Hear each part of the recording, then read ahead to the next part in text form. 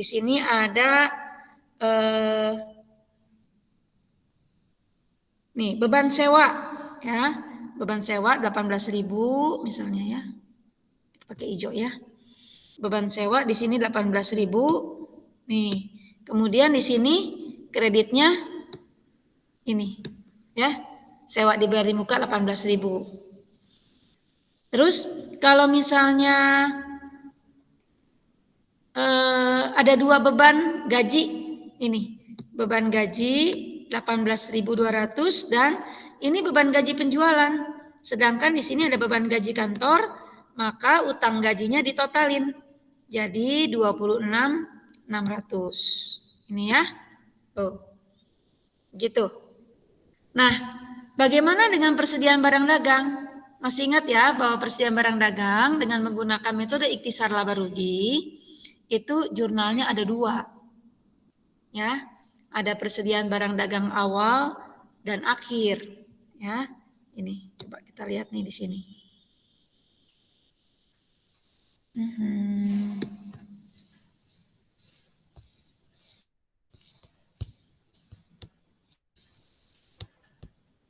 Nih, ya, yang ini.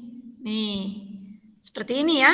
Ikhtisar laba rugi, persediaan barang dagang, ikhtisar laba rugi. Ya. Nah, berarti ini masukinnya gimana gitu ya. Kita lihat dulu cara masukinnya. Tadi halaman 87 ya.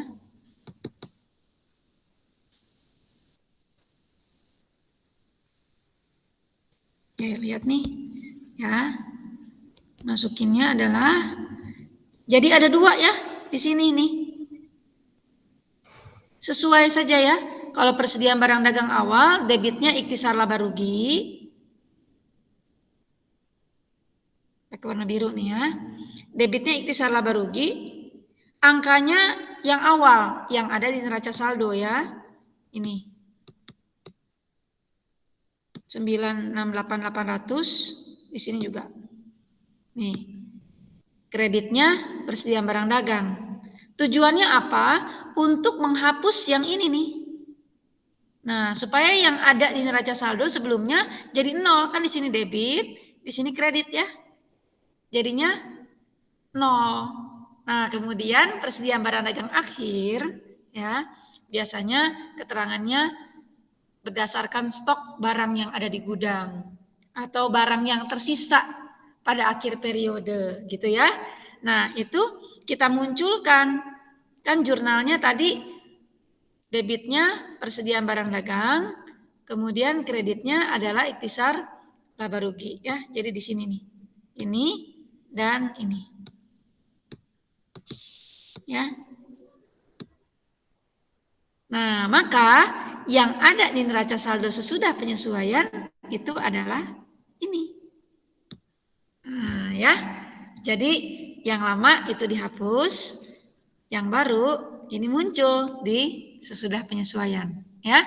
Sedangkan yang lainnya kalian sudah pernah buat. Ya, kemarin di neraca saldo 2 bersaudara. Ibu, Ya. nanya. Pinkan mau nanya? Iya, Bu. Mau nanya yang mana? Itu, Bu, yang apa? Zona penyesuaian, Bu, yang warna pink itu kan yang PBD yang akhir ya, Bu? Ya, akhir. Nah, terus ntar yang di neraca saldonya jadi kepake lagi ya, Bu, kalau yang di akhir itu yang di sebelah kanannya, Bu? Atau Iya, yang ini maksudnya? Ya, iya, Bu. berarti nanti ini laporan posisi keuangan itu neraca ya. Nah, nanti yang di neraca munculnya itu adalah yang akhir, gitu. Iya, dipakainya yang akhir aja ya, Bu. Jadi kayak kemarin kan yang saya jelasin tuh waktu kita menghitung HPP, kan waktu kita menghitung HPP misalnya nih, waktu itu ada persediaan barang dagang akhir tahun lalu, tahun kerbau ya, menjadi persediaan awal tahun ini ya, yaitu berarti yang ini nih ya, ini 964.800 ya, ini adalah persediaan barang dagang awal di tahun macan yang merupakan persediaan barang dagang akhir di tahun kerbau. Terus kan apa namanya, kita berjalan ya, beli, jual, ada yang retur, ya. Nah, seperti itu. Kemudian dihitung, ya, pada akhir periode sisanya sebesar segini, masih ada tersisa, ya. Tersisa di akhir tahun macan. Nah, maka berarti angka ini udah nggak sesuai dong, maka ini dihapus. Persediaan barang dagang awal kan jurnalnya debitnya ikhtisar laba rugi, ya, yang di bawah nih. Kreditnya ini persediaan barang dagang. Jadi kan jadi 0. Maka kita buat lagi persediaan barang dagang akhir, di debit persediaan barang dagang, kreditnya ikhtisar laba rugi, ya. Maka di sini debit dikurangin kredit kan jadi 0, muncul lagi debit sehingga yang di sesudah penyesuaian itu yang ini. Ya. Nah, ini nanti yang akan, ini kan neraca saldo sudah penyesuaian nanti kan dibagi 2 ya. Yang 1, 2, 3 masuk di neraca atau laporan posisi keuangan. Kemudian yang 4 dan 5 itu masuk di laporan laba rugi. Maka nanti di laporan posisi keuangan di akhir tahun macan, ya, itu adalah yang akhir ini, yang 998.700, ya. Ini. Nah, ini nanti menjadi persediaan barang dagang awal di tahun kelinci. Begitu. Ya. Seperti yang tadi Pinkan tanyakan. Gitu, Pinkan, udah jelas jadinya? Jelas, Bu. Makasih, Bu. Ya, ya. Rencana saya nanti pada waktu pekan ulangan, mudah-mudahan waktunya cukup ya. Saya mungkin nanti akan berikan tidak mengerjakan di kertas ya. Nanti akan saya pikirkan lagi. Tapi kemarin sempat saya pikirkan bahwa esainya itu 1 soal tapi berantai. Ya, biasanya kan esainya 5 soal ya. 5 soal mulai dari buat jurnal penyesuaian, kemudian dimasukkan ke kertas kerja, kemudian buat laporan laba rugi, laporan perubahan modal, atau laporan modal pemilik ya. Kadang-kadang namanya itu berbeda. Kemudian dan yang terakhir adalah laporan posisi keuangan atau neraca. Jadi seperti itu ya penyajiannya. Yang sempat terpikir. Jadi ini saya review lagi ya, karena kemarin 2 bersaudara ternyata bukan perusahaan dagang. Jadi perbedaannya di sini ya. Dan ada akun ikhtisar laba rugi di sini nih. Ya. Nih, ya, sedangkan ini ya, kalau di perusahaan jasa itu biasanya pendapatan jasa ya, tapi ini penjualan. Kemudian ada returnya karena bukan jasa ya. Kalau jasa nggak bisa diretur. Misalnya orang ke salon udah dipotong rambutnya gitu ya, terus mau wah ini salah, ini potongnya harusnya saya modelnya nggak kayak gini ya, nggak bisa diretur ya. Paling juga mungkin dirapiin lagi lah, jangan yang begini. Atau misalnya udah dicat, warnanya salah, saya mintanya kok coklat tua kenapa jadi hitam gitu ya. Jadi nggak ada retur kalau di perusahaan jasa ya. Terus beban angkut juga nggak ada ya, karena beban angkut nggak ada barangnya ya. Jadi ini ada. Nah, selain itu beban angkut penjualan di mana gitu ya. Kan di sini ada penjualan, ada pembelian, retur penjualan, retur pembelian, potongan penjualan, potongan pembelian. Ini ada beban angkut pembelian, beban angkut penjualannya di mana gitu ya. Ini beban angkut penjualannya di sini. Nanti masuk ke beban ya, beban bersama dengan beban-beban lainnya. Ya, sedangkan kalau beban angkut pembelian untuk menghitung HPP kemarin. Oke ya. Kemudian sekarang kita lihat yang di sini nih. Ini kan ada tulisan laba bersih ya. Nih ada tulisan, saya pakai warna merah. Ada tulisan laba bersih. Ingat kalau laba bersih ya, laba bersih itu nanti angkanya yang ini dan ini harus sama ya. Sorry ini. Oke ya, ini harus sama. Sedangkan kalau misalnya rugi, ya, misalnya di sini rugi, kalau di sini rugi ya, net loss itu, maka saya pakai warna Yuk ini biru aja deh biar sama ya, walaupun birunya terang. Nah, kalau rugi nanti angkanya ada di sini. Angkanya adanya di, aduh.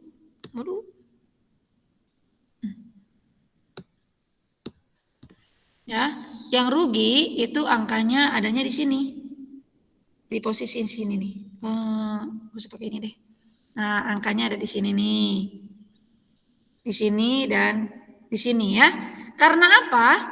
Karena kalau rugi pasti angka yang di sini 5726 ini angkanya lebih kecil daripada angka yang ada di kolom ini. Ya. Karena yang di sini lebih kecil maka selisihnya ditaruh di sini. Ya, demikian pula yang ini. Kalau misalnya rugi angka yang di sini ya lebih kecil daripada angka yang di kolom ini, maka selisihnya ditaruhnya di sini. Jadi kalau rugi di tengah-tengah, ya. Kalau rugi begini, yang di tengah-tengah. Kalau untung itu di pinggir, ya. Di pinggir. Kalau rugi di tengah, gitu ya. Oke, itu. Saya belum bikin sih soalnya ya.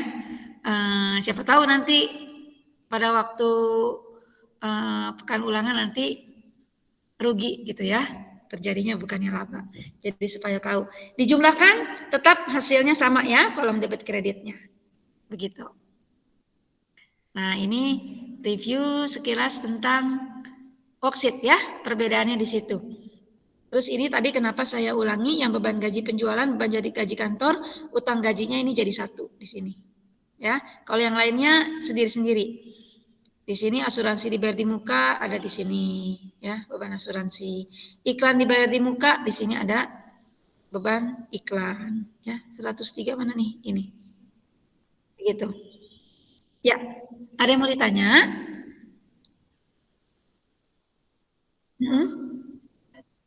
Oh ya, oke. Tobias mau nanya yang mana?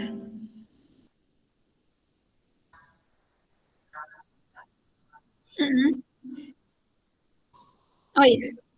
Oh, kehapus yang ini ya. Yang biru ya. Tadi waktu saya ya, ini ya. Ya. Oke, terima kasih. Ya. Ya. Saya pakai yang kan metodenya ada dua ya kemarin tuh ya. Ada metode ikhtisar laba rugi dan metode HPP. Kalau metode HPP, jurnal penyesuaian untuk persediaan barang dagangnya itu lebih banyak ya, ada 6. Ya, ada 6.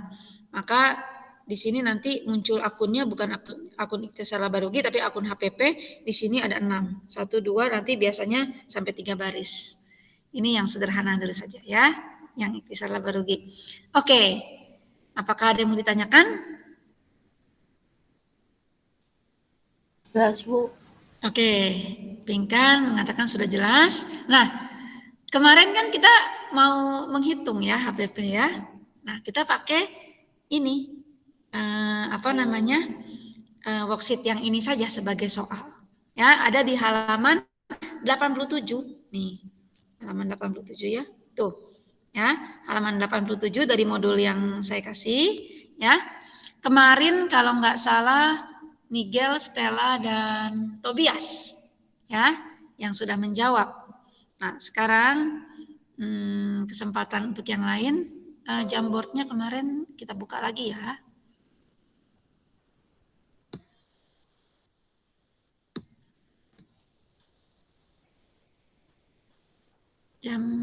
Jamboardnya ini yang HPP.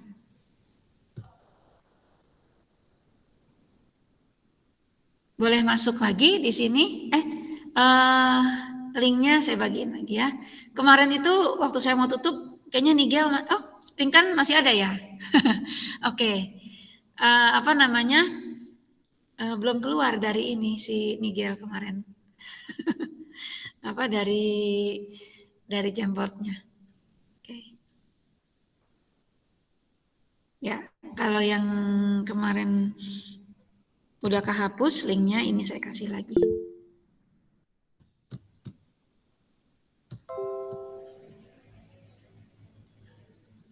Ya, oke. Ini apa ini? Lupa. Rumusnya, kemudian yang kedua, frame yang kedua, ini kita mau menghitung ya. Net purchase itu pembelian bersih, goods available for sale itu barang yang tersedia untuk dijual, dan cost of goods sold itu harga pokok penjualan ya. Mungkin ada istilah baru, bukan pakai kata goods, ada juga yang pakai kata merchandise ya. Merchandise available for sales, karena kalau goods itu barang tapi agak umum.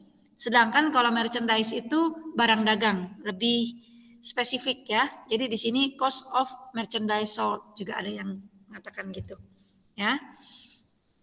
Oke, siapa yang mau isi silahkan. Net purchase, ini siapa ya? Pakai caranya nggak, Bu? Ini siapa ini? Saya, Bu. Aldi, Bu. Oh, Aldi. Aldi, pakai caranya, Bu. pakai caranya deh. Oh, ya. oke, Bu, bentar, Bu. Oke, kurang apa. Nanti kemudian kalau waktunya cukup, kita kalau misalkan nanti tidak cukup, paling kita lihat dulu konsepnya dari laporan laba rugi ya. Oke, goods available for sale itu kemarin rumusnya gimana, dan angkanya saja di sini ya. Berapa tambah berapa kurang berapa, kemudian baru nanti hasilnya ya. Ini goods available for sale, ini pingkan ya kah? Iya, Bu. Oke, yang COGS cost of goods sold siapa? Antara Hansen, Kathleen, Reza. Nggak usah rumusnya lagi, pingkan, langsung angkanya saja.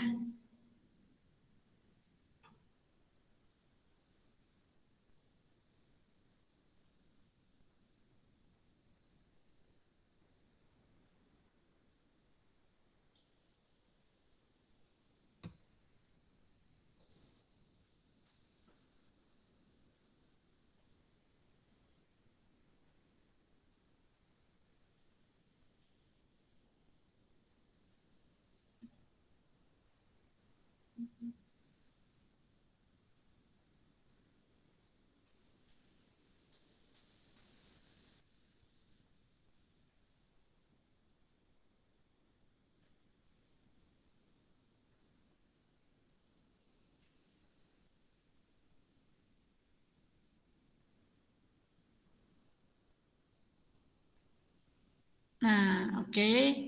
Aldi menuliskan net purchase sama dengan ya ini ya, pembelian ditambah beban angkut atau ongkos angkut. Yang pembelian ya. Di sini coba cek 30825. Oke. 48900, kemudian 84900 dan 453600. Oke, ya. Berarti di situ pingkan goods available for sale, berarti hasil dari Aldi ya ditambah dengan yang awal. Yang awal itu yang ini ya, 964800. Oke. Nah, hasilnya ini 3560400. Ya. Nah, sedangkan COGS bisa langsung ambil dari sini ya. Ya. Bisa langsung ambil dari sini, kemudian ya, karena di sini lihat nih. Tuh, persediaan awal tambah pembelian bersih. Di sini pembelian bersih ditambah persediaan awal dikurangi persediaan akhir ya, yang HPP. Ini siapa nih yang nambah-nambahin jadi sampai 4? Gak apa-apa deh, nanti juga akan kita pakai kok.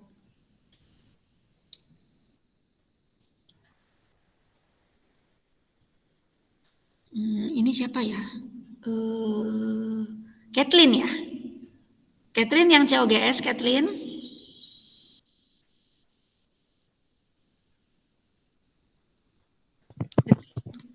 Iya Bu, bentar saya rada bingung. Oke, ya tinggal lanjutin dari yang Pinkan sudah buat. Ya.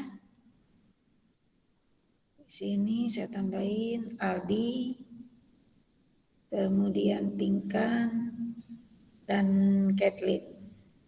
Nah, sedangkan Reza dan Hansen nanti ada kesempatan lain ya.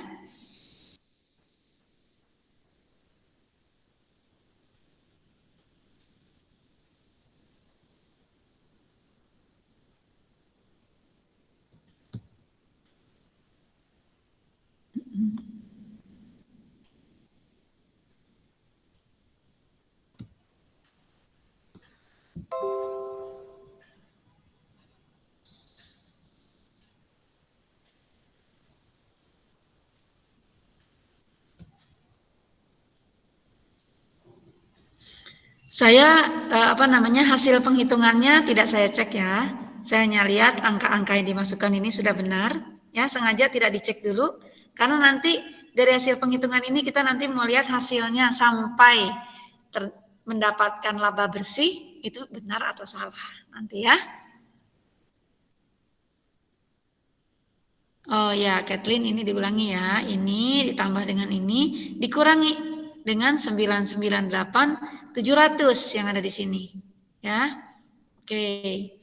Berarti yang terjual, harga pokok dari barang yang terjual adalah ya hasilnya sama dengan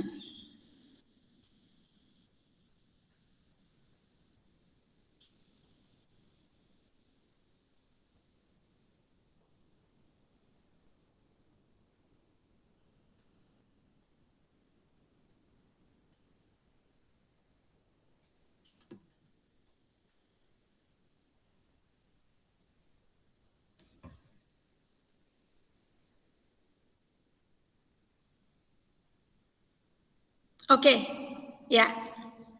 Ya, ini sudah ada hasilnya ya. Ini COGS-nya 2561.700. Ya. Nah, sekarang kita lihat lagi ya. Ini kita sudah mendapatkan HPP atau COGS ya dalam bahasa Inggris. Nah, ini untuk apa ya? Kita menghitung harga pokok penjualan ini. Kita lihat di sini karena kita akan menuju ke laporan laba rugi. Ya, laporan laba rugi.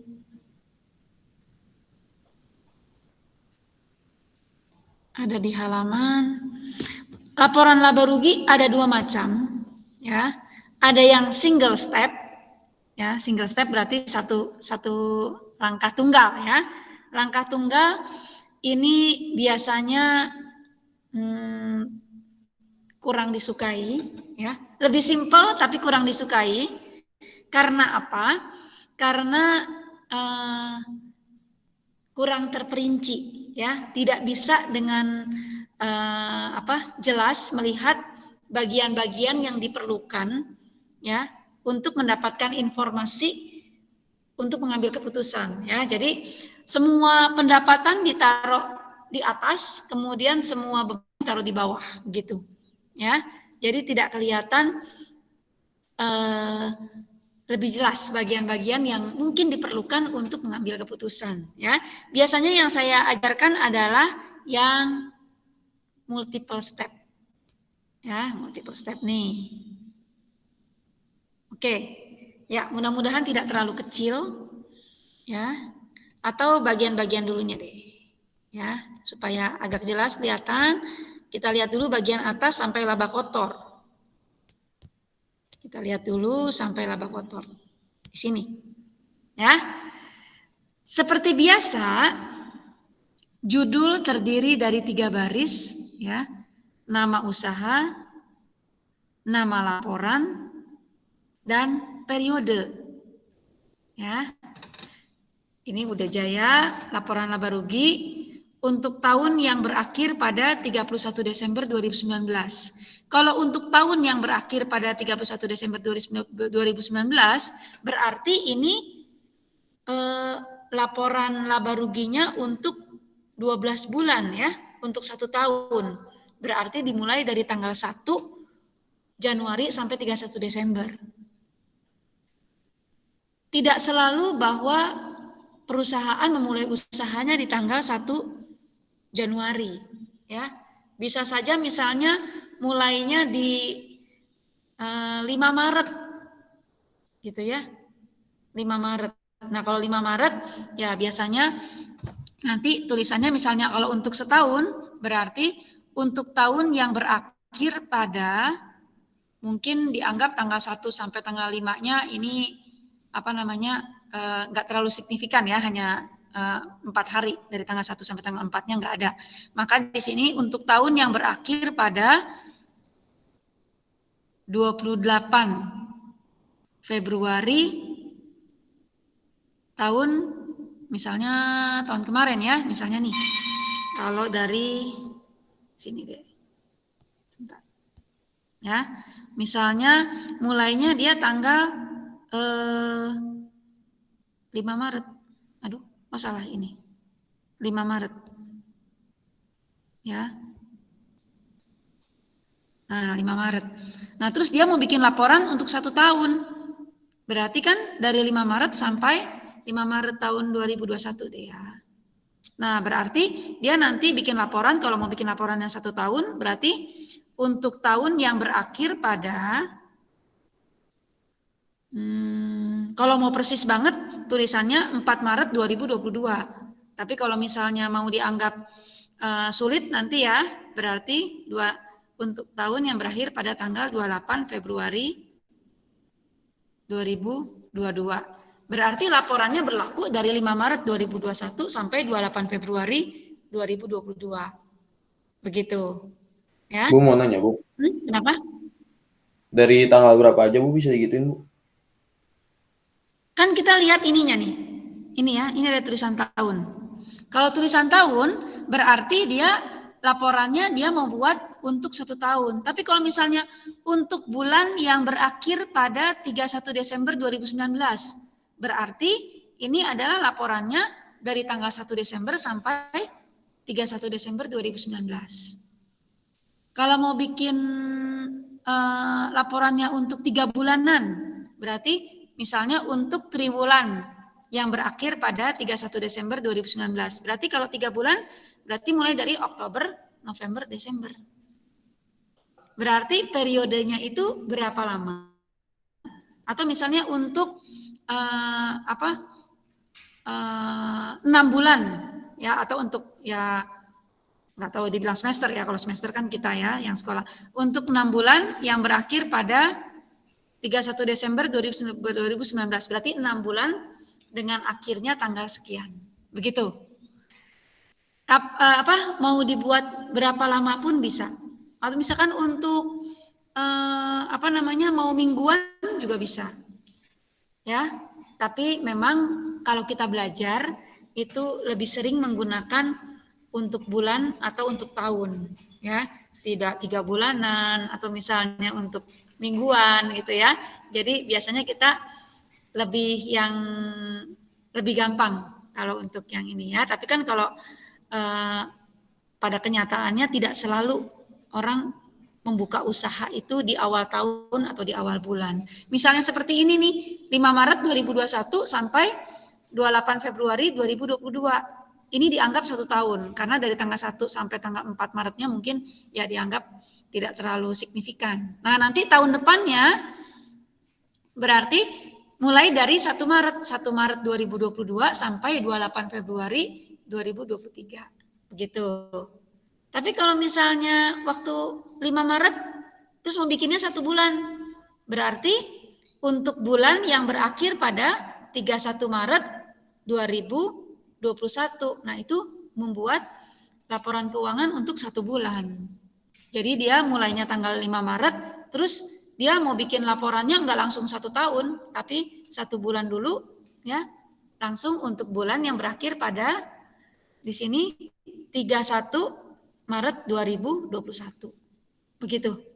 Jelas nggak untuk ini? Nigel, gimana? Jelas, Bu. Jelas ya. Jadi lihat dulu mau bikin laporannya itu untuk berapa lama, ya. Terus kemudian nanti yang berakhir pada tanggal berapa. Begitu ya. Tapi kita biasanya kebanyakan di sini tahunan gitu ya. Nah, oke, ini untuk judul.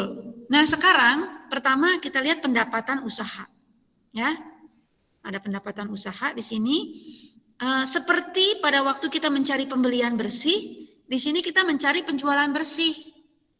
Hanya bedanya untuk penjualan, beban angkut penjualannya tidak masuk di sini. Beban angkut penjualan nanti masuk di bawah ya.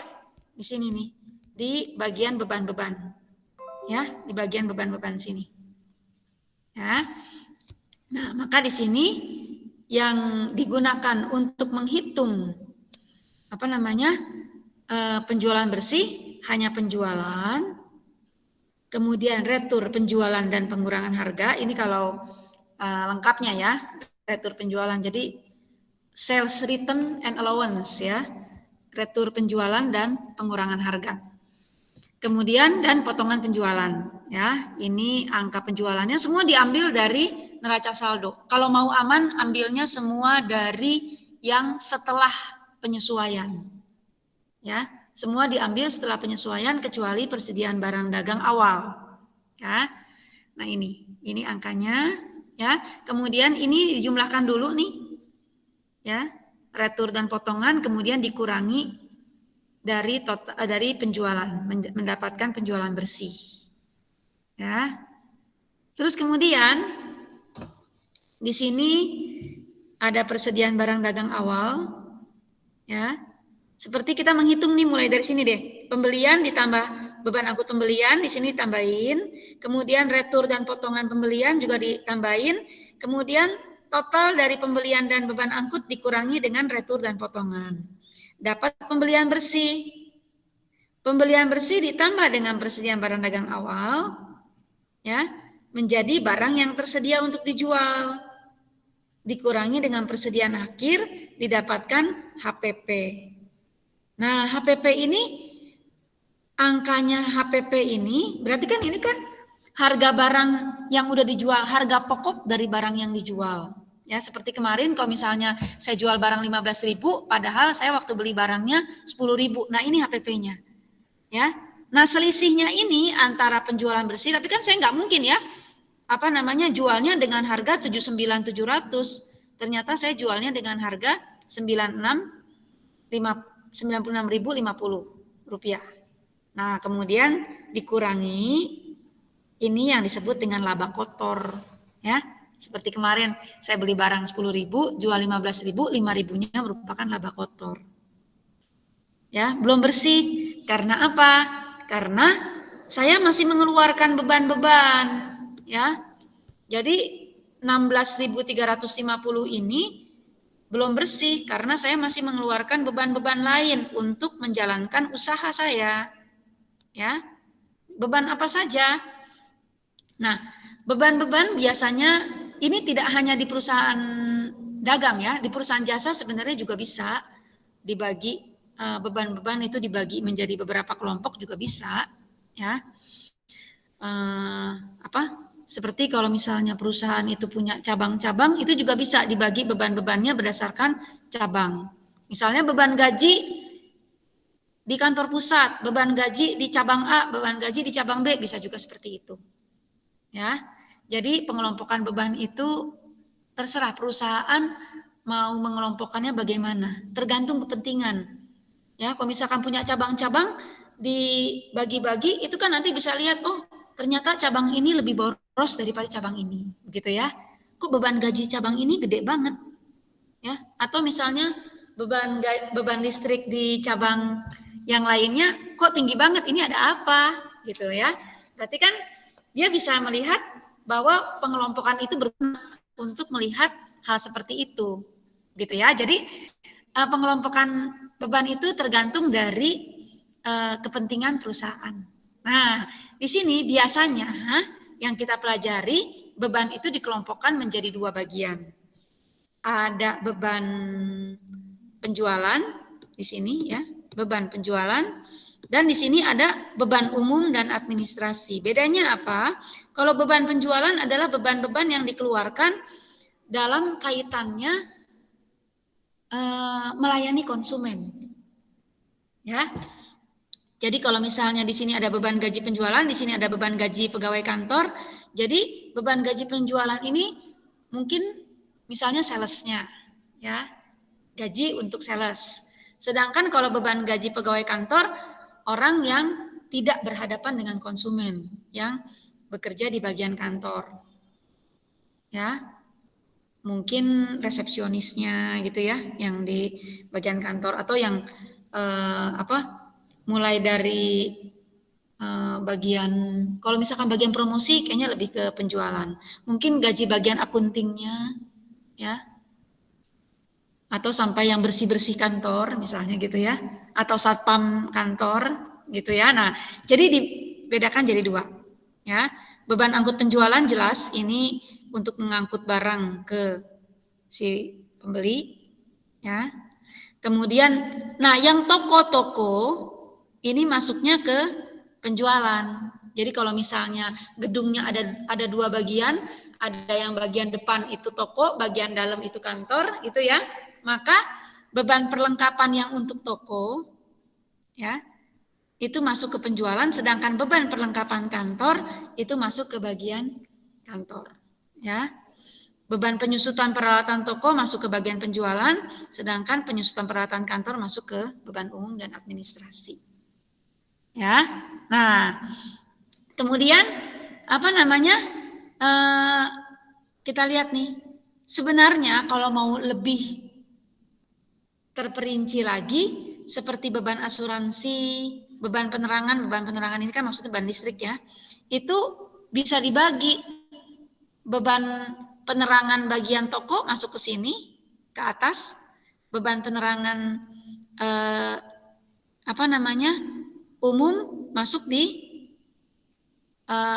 kantor masuk di sini, umum dan administrasi. Ya, asuransi juga. Pemeliharaan kendaraan ini kendaraannya untuk siapa? Apakah kendaraan untuk antar barang? Kalau kendaraan untuk antar barang bisa masukin sini. Kalau kendaraannya si bos, ya, itu lebih masuk ke beban umum. Ya, kalau yang mau lebih terperinci lagi itu seperti ini. Misalnya listriknya itu bayarnya total karena misalnya kalau misalkan di rumah tuh yang ada tempat buat cetek-ceteknya itu ya, listrik itu cuma ada satu nih, tapi dipakai untuk toko dan kantor. Nah, kalau misalnya mau lebih terperinci bisa dihitung wattnya, bisa dihitung luas ruangannya, ya. Jadi dibagi apakah 50%, apakah 30%, 70%, atau bagaimana? Begitu, ya. Tapi harus diingat bahwa apakah hal seperti itu material atau tidak. Maksudnya jangan sampai biaya dan waktu yang digunakan untuk menghitung sampai sedetil itu menghabiskan biaya atau waktu yang lebih besar daripada nanti manfaat yang diperoleh, gitu ya. Karena ada yang udahlah semua beban listrik masuk ke kantor aja, gitu ya, masuk ke beban kantor, beban umum dan administrasi, ya. Yang di toko paling cuma sedikit begitu pemakaiannya. Jadi semua masuk ke sini karena gardu listriknya cuma ada satu, jadi repot lah ngitung-ngitungnya gitu ya. Sedangkan kalau perlengkapan jelas yang dipakai di kantor sama yang di toko beda gitu. Jadi bisa dihitung secara detail, tapi jangan sampai secara detail itu membuat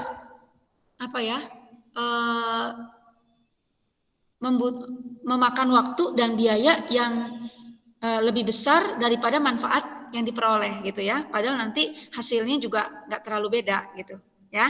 Oke, itu ya. Jadi sebenarnya pengelompokan beban itu sangat fleksibel, tergantung dari kepentingan perusahaan ya. Oke, nah kemudian dijumlahin nih. Kenapa ini dibagi? Nanti supaya bisa kelihatan ya. Oh, yang di toko bebannya sekian, yang di kantor bebannya sekian gitu ya. Jadi bisa kelihatan. Sedangkan kalau yang di yang single step itu semuanya langsung ditotalin. Begitu ya. Tidak dipisah. Nah, kalau dipisah gini mungkin nanti untuk pengambilan keputusan, misalnya nih beban penjualan ini kan belum ada beban iklan ya. ini masih 5.000, kayaknya masih bisa deh ditambahin beban iklan. Kita pasang iklan aja, misalnya di RCTI gitu ya. Nah, jadi bisa ditambahin. Ini masih cukup lah. Ini karena tidak terlalu besar. Misalnya seperti itu. Jadi bisa kelihatan hal-hal yang perlu digunakan untuk mengambil keputusan. Gitu ya. Nah, ini dijumlahkan. Berarti ini ada laba atas usaha. Nih. Kemudian dikurangi dari laba kotor. Ini total beban ya, total beban, maka laba kotor dikurangi dengan total beban menjadi laba atas usaha. Ya, ini sudah laba bersih, tapi baru laba bersih dari usaha pokok. Karena biasanya mungkin perusahaan punya usaha sampingan, ya. Nah, kalau tadi yang di laporan laba rugi yang single step itu semua pendapatan itu dijadikan satu di atas. Tidak bisa melihat dulu laba atas usaha. Ya. Nah, sedangkan ini kita lihat laba atas usaha pokok yaitu usaha dagang UD Jaya 4.030. Nah, tapi ternyata si UD Jaya punya pendapatan lain. Pendapatan dan beban di luar usaha nih. Nih. Ya. Yaitu apa? Beban luar usahanya nggak ada. Ya. Yang ada di sini pendapatan sewa kendaraan. Mungkin dia punya kendaraan ya. Yang ini ada beban pemeliharaan kendaraan nih, berarti dia punya kendaraan ya. Coba kita lihat di neracanya. Ini neracanya. Oh, tapi di sini kenapa tidak ada kendaraan ya? Ini sebenarnya kurang lengkap nih. Harusnya kalau misalkan ada beban pemeliharaan kendaraan, di sini harusnya ada kendaraan. Ya. Saya ini ngambil soalnya, saya tidak bikin sendiri ini, saya ngambil soal ya. Harusnya seperti itu, ya. Harusnya dia punya kendaraan di sini karena ada beban pembelian kendaraan. Apa mungkin kendaraannya itu kendaraan pribadi milik dari si bosnya, ya. Jadi si bosnya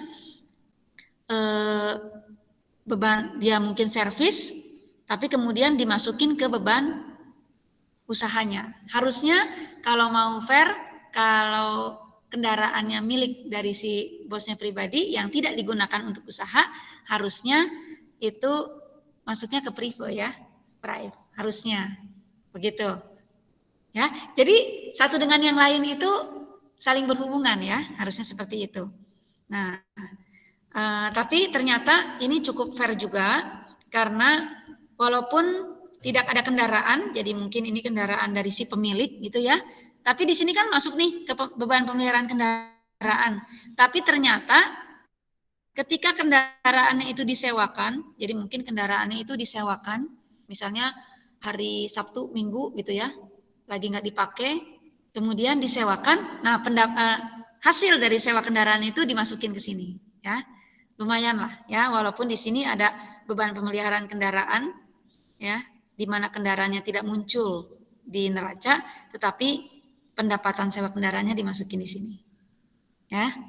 Nah, jadi 4.180 ini merupakan laba baik dari hasil usaha pokok yaitu usaha dagang ditambah dengan ini pendapatan sewa kendaraan. Tidak ada beban luar usaha.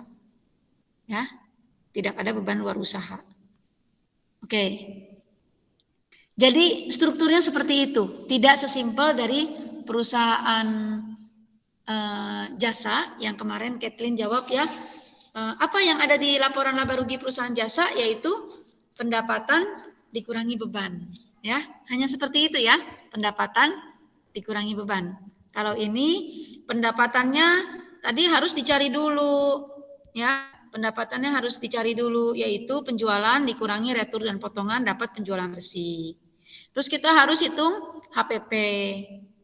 Hasil HPP dikurangi penjualan bersih kurangi HPP dapat laba kotor. Bebannya dikelompokkan. Total beban mengurangi laba kotor baru dapat laba atas usaha. Kalau tidak ada pendapatan dan beban luar usaha, berarti laba atas usaha ini merupakan laba bersih. Ya. Nah, dalam soal-soal kadang-kadang diketahui lagi pajak. Ya, misalnya pajaknya 5%. Maka kalau ada pajak 5%, berarti laba bersih yang ada di sini adalah laba bersih sebelum pajak. Ya, ini laba bersih sebelum pajak. Nah, berarti nanti di sini laba bersih sebelum pajak, ada lagi di sini pajak penghasilan misalnya 5%. 5% dari 4.180 berapa? Baru laba bersih setelah pajak. Ya.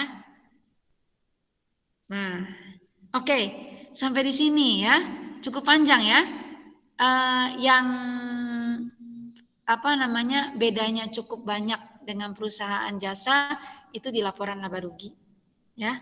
Jadi mulai dari ada pendapatan, dicari, penjualan dikurangi retur dan potongan, ada HPP, dikurangi jadi laba kotor, beban-beban dikelompokkan menjadi 2 bagian besar, kemudian laba kotor dikurangi total beban jadi laba atas usaha. Jika ada pendapatan dan beban luar usaha, itu ditambah untuk pendapatan. Kalau ada beban luar usaha dikurangi ya, dikurangi menjadi laba bersih sebelum pajak, ya. Jadi kalau misalnya nanti ada ini ya, nih, ini laba bersih, ini sebelum pajak. Nah, kalau ada pajaknya 5%, berarti 5% ya, kita hitung nih. 4.180 kali 0,05. 209, berarti di sini 209, ini dikurangin. Nah, ya, dikurangin. Sebentar. 4.180 dikurangi 209, yaitu 3.971. 3.971. Ya, ini baru tulis lagi di sini laba bersih setelah pajak. Ya, ini setelah pajak, gitu ya. Nah, nanti 3.971 inilah yang akan dimasukkan ke laporan berikutnya. Ya, biasanya kan laporannya bersambung ya, ke laporan ekuitas pemilik atau laporan modal pemilik, atau suka dibilang laporan perubahan modal. Ya, oke, sini cukup panjang ya, sampai di sini dulu deh. Ya, nanti kita akan buat rumus lagi, ya, buat rumus lagi seperti tadi, yang seperti pembelian bersih, barang tersedia untuk dijual dan HPP kita buat rumus lagi, ya. Karena apa? Karena nanti biasanya soal-soalnya kan dalam bentuk seperti ini. Ada di halaman nanti ya, ini kita belum kerjakan. Ya. Nanti biasanya soal-soalnya itu kalau yang di esai mungkin bisa dibuat seperti yang tadi saya bilang ya, berantai. Tapi kalau yang di PG itu seperti ini. Nah, hitung pembelian bersih ya. Bukan yang ini, sorry. Soalnya nah, seperti gini ya. Nih, pembelian bersih berapa, HPP berapa. Nanti di sini laba kotor berapa, ya. Jadi kalau misalnya apakah mengalami laba atau rugi, berapa laba bersih setelah pajak. Jadi seperti itu. Ya. Jadi nanti kita akan buat rumus-rumus lagi sebelum kita nanti menghitung dari kelanjutan dari yang tadi. Worksheet dari Semangat 45. Ya, tadi kan yang ada di halaman 87. Tadi yang Semangat 45 mana nih?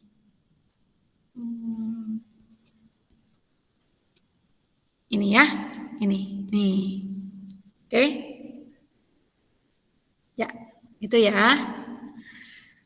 Oke, sampai di sini karena sudah 8.23, saya habis ini ada ngajar lagi nih. Ya, kita hentikan dulu presentasi. Sampai sini ya. Jadi laporan laba ruginya baru sampai konsep ini. Kenapa saya masuk di kelas ini kok keluar kayak gini? Ya, seperti itu. Apakah pertanyaan sebelum diakhiri? Bu, jadi minggu depan ngerjain soal. Rencana saya kita mengerjakannya tidak dikumpulkan ya, seperti waktu itu saya rasa nilainya yang ada sudah cukup. Mungkin nanti terakhir akan ulangan, ya, ulangan harian sebelum pekan ulangan, itu saja, ya. Jadi sebelum ulangan nanti kita kerjakan contoh soalnya, kemudian sebelum pekan ulangan juga nanti saya kasih ada sih di sini di soalnya ya, UD usaha dagang gemilang itu nanti dicoba untuk dibuat, ya. Jadi nanti itu berantai kan di esainya. Tapi nanti mengerjakannya supaya waktunya cukup, nanti ada worksheetnya yang sudah disediakan, ya. Tinggal nanti diisi dengan, kan bisa pakai rumus, ya, begitu, oke? Bu. Atau Oh ya Bu, nanti, kenapa? Pinkan? lanjutin aja Bu dulu. Ya, nanti mungkin saya pikirkan dulu, saya perhitungkan waktunya. Apakah nanti sebelumnya sudah saya kasih worksheet dan gambaran kertas kerjanya, supaya nanti kan kalau misalnya diisi kemudian nggak tahu ya, mungkin biasanya kalian belajar Excel kalau nggak salah mulai dari SMP, jadi bisa dari sheet yang satu ke sheet yang lain itu sudah dibuat rumus gitu. Jadi kalau misalkan diisi sini nanti bisa muncul di sheet yang lain gitu ya. Jadi nanti laba bersihnya langsung muncul di sana. Nanti ini diisi, nanti langsung neracanya sudah terisi seperti itu. Mungkin kalau Aldi dan Tobias ikut ekstra akuntansi sudah punya gambaran ya yang lebih jelas seperti itu.